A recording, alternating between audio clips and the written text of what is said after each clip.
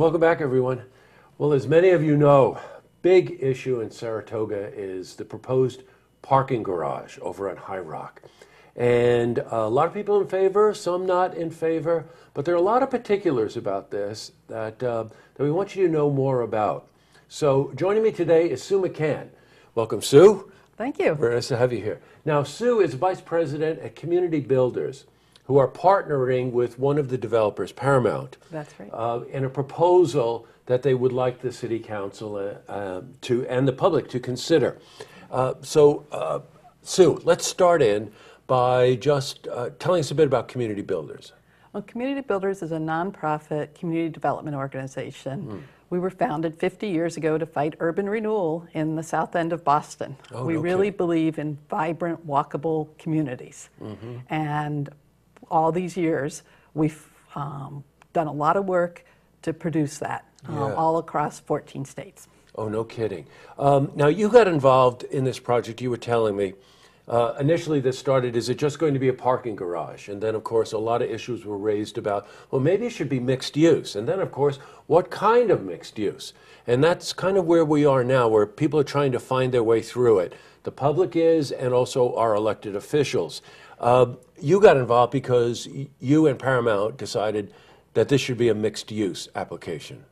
That's correct. Yes. Paramount had been talking with people around the city, and they thought that a pure parking garage was not the highest and best use for the lot. Yes. And as they started reviewing the city's comprehensive plan and looking at what needed to happen in downtown Saratoga, they came up with the idea that it really made sense to add a housing piece to the plan, and particularly an affordable housing piece, a piece that provides housing for seniors and the workforce that's here in Saratoga that maybe can't afford some of the high-end housing that's been built over the last 20 years. Boy, it's really true. As you know, Mayor Yefson's a guest frequently, and other city council members, and we hear a lot about this, that Saratoga has a reputation for providing very beautiful, very high-end condominiums, and not enough focus, or a focus needs to be, of affordable housing for seniors and for the workforce.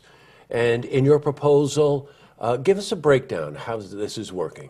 So our proposal includes parking for both the public and the convention center and for the uses we're proposing. It provides housing, about 150 units of housing, including both condominiums, market rate housing, and affordable housing, the whole continuum. Retail, about 50,000 square feet of retail, as well as a little bit of office space. Not so much office space, just a little bit in our proposal.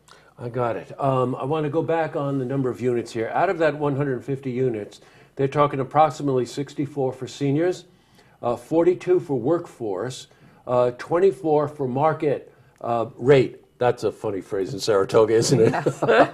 Market rate. And 36 middle-income condominiums.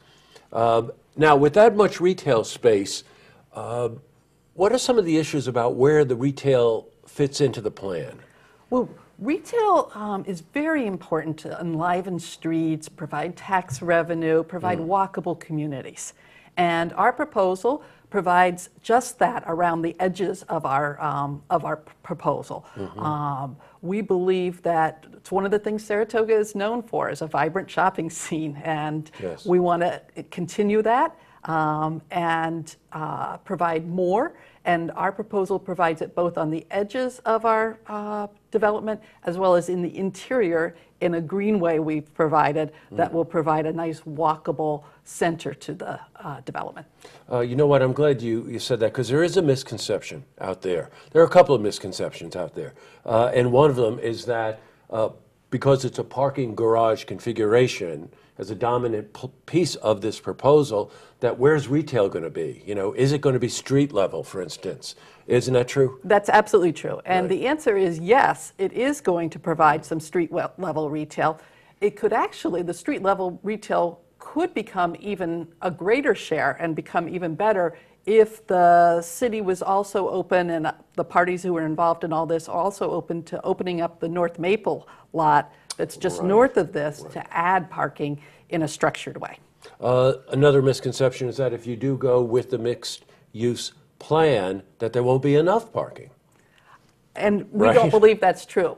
Both teams on both proposals for the mixed use have been very, very open about wanting to serve the needs that are out there and being Right. very open to adding parking spaces. We had to submit something that gave numbers when we responded to the RFP the city put out. So our proposal has 607 spaces. Wow. It could have additional spaces if we were able to really engage and once we were selected, but we're waiting for the process to play out. Right, and that process is probably in the form of yet another public hearing. There are a lot of very important questions being asked about this. You know, sometimes you'll see that these projects go through, and before you know it, ground is broken, and you're saying to yourself, did they think this out? Did they think this out? This, at least from our perspective, is very well thought out by your company, Community and Paramount, and there are also other developers bidding on this as well. I did hear that you and your partnership there with Paramount and the other developer want mixed use for the space.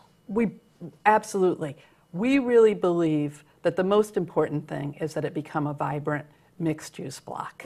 We prefer to do housing. It's what what we believe is the most important need right now in Saratoga. Got it. Our competitors, Hyman Hemispheric, proposed office.